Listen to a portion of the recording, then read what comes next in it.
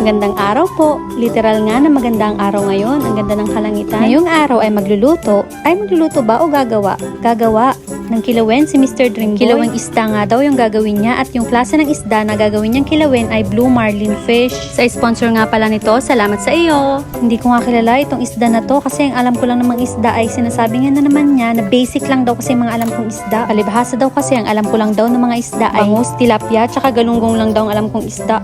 Feeling mo talaga. Pero true, char! Inaalis niya nga po pala yung balat nito, yung laman lang kinukuha niya. Huwag din pong kunin yung tinik, siyempre naman, 'di ba? Pero habang tinitingnan ko, mukhang salmon din naman ito. Salmon! Ayan, tapos na niyang nahiwa. Ang susunod na gagawin niya ay huhugasan niya naman daw ito ng suka para daw hindi malansa. Kasi ayaw ko yung mga kilawin, lalo na yung isda kung malansa. Ganda ka, girl! Tsaka niya po hinugasan ulit ng tubig. Ngayon nga ay rerekaduhan niya na ito. Unang-una sa listahan ay ang sibuyas. White na sibuyas po. Tapos tsaka nyo hiwain ng